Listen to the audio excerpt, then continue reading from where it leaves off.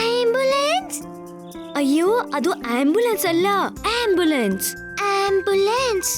ಒಂದ್ ವೇಳೆ ನೀವು ಕೂಡ ವಿಲ್ಲಿ ಹಾಗೆ ಕರೆಕ್ಟ್ ಆಗಿ ಪ್ರೊನೌನ್ಸ್ ಮಾಡೋದನ್ನ ಕಲಿಬೇಕು ಅಂತಿದ್ರೆ ಕೂಡಲೇ ಡೌನ್ಲೋಡ್ ಮಾಡಿ Kooku TV kids app. Every day ಕುಚ್ ನಯಾ ಸೀಖೋ. ಕೂಕು ಟಿವಿ.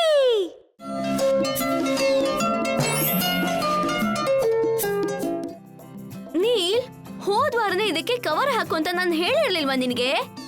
ಯಾಕಿನ್ನು ಹಾಕೇ ಇಲ್ಲ? ನಾನು ಸ್ವಲ್ಪ ಬ್ಯುಸಿ ಆಗಿದ್ದೆ ಅಮ್ಮ. ನಾನು ಇದನ್ನ ನಾಳೆ ಮಾಡ್ತೀನಿ.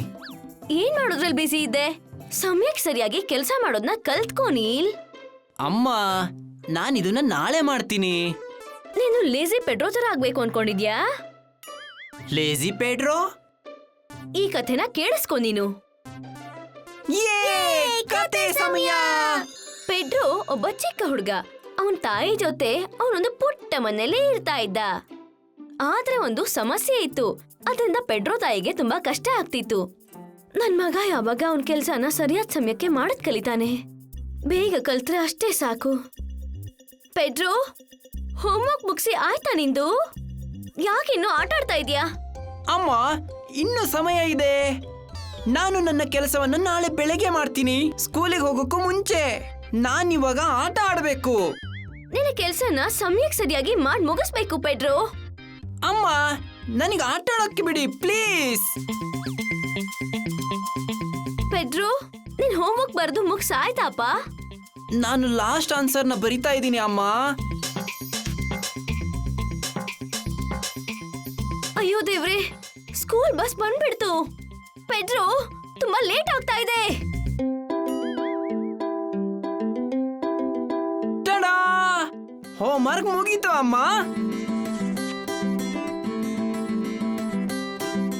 ಈ ತರ ಲಾಸ್ಟ್ ಮಿನಿಟ್ ಅಲ್ಲಿ ಕೆಲಸ ಮಾಡಿದ್ರೆ ನಂಗೆ ತುಂಬಾನೇ ಟೆನ್ಷನ್ ಆಗುತ್ತೆ ಪೆಡ್ರೋ.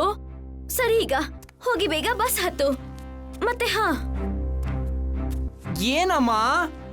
ಅಂಕಲ್ ಚಾರ್ಲಿಗೆ ಕಾಲ್ ಮಾಡೋದನ್ನ ಮರಿಬೇಡ ಇವತ್ತು. ಅದೇ ನಮ್ಮ ಕಾರ್ಪೆಂಟರ್. ನಮ್ಮನೆ ಕೆಲವು ವಸ್ತುಗಳನ್ನ ನಾವು ರಿಪೇರಿ ಮಾಡಿಸ್ಬೇಕು.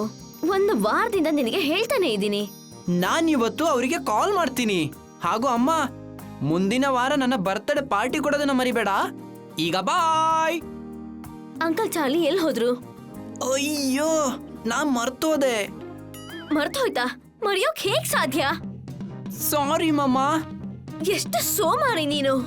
ನಿನಗೆ ಕೆಲಸ ಮಾಡಕ್ ಇಷ್ಟನೇ ಇರ್ಲಿಲ್ಲ ಅಲ್ವಾ? ಅಮ್ಮ, ನನ್ನ ಬರ್ತ್ಡೇ ಪಾರ್ಟಿಗೆ ಏನ್ ಮಾಡ್ತೀಯಾ? ನಿನ್ ಫ್ರೆಂಡ್ಸ್ನೆಲ್ಲ ಮನೆ ಕರಿ.